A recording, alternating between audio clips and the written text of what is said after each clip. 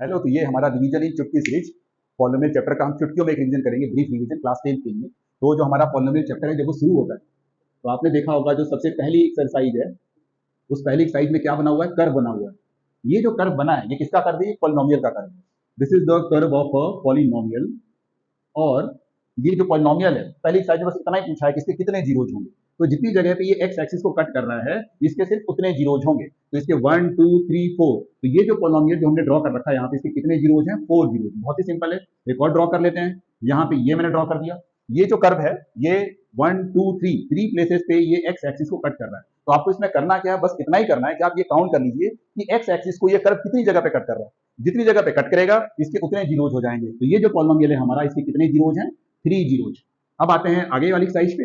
जो अगली एक्सरसाइज है हमारी वो जीरोज के सम और प्रोडक्ट के बारे में है। जैसे कि अगर कोई पॉलिनोमियल है A X square plus B X plus C, तो सबसे पहले बच्चों जिस बात को आपको समझना है, ये जो पॉलिनोमियल है ये कितने डिग्री का है? सेकंड डिग्री का है। तो सेकंड डिग्री का है तो इसके दो जीरोज होंगे। हमने मान लिया अल्फा और बीटा, ये दोनों इसके जीरोज हैं। तो यहाँ पे जो सम ऑफ जीरोज है यानी अल्फा प्लस बीटा, वो इक्वल होता है माइनस बी अपॉन ए की। और जो प्रोडक्ट ऑफ जीरोज है अल्फा बीटा, वो इक्वल होता है सी अपॉन ए की। तो पहले तो आपको ये प्रॉपर्टी पता होनी चाहिए, सम ऑफ जीरोज और जो कोफिशिएंट्स है यहाँ पे पॉलिनोमियल के, उनके बीच में क्या रिलेशन होता है। दूसरी चीज कि अगर इसी पॉलिनोमियल को मैं थर्ड डिग्री का कर देता हूं, A X cube plus B X square plus C X plus D, तो देखिए यहाँ पे थर्ड डिग्री का पॉलिनोमियल है तो इसके कितने जीरोज होंगे? 3 जीरोज होंगे, अल्फा बीटा और गामा। अब यहाँ पे alpha plus beta plus gamma is equal to minus B upon ए।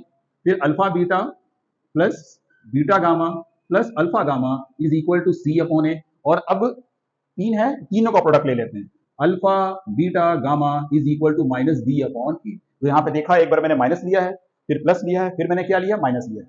अब इसके बाद आखिरी चीज जो हमें रिवाइज करनी है कि अगर हमें दो जीरोज दे रखे हैं और इन जीरोज की मदद से हमें वो पॉलिनोमियल लिखना है जिसके ये दोनों क्या है? जीरोज हैं, तो हम कैसे लिख सकते हैं?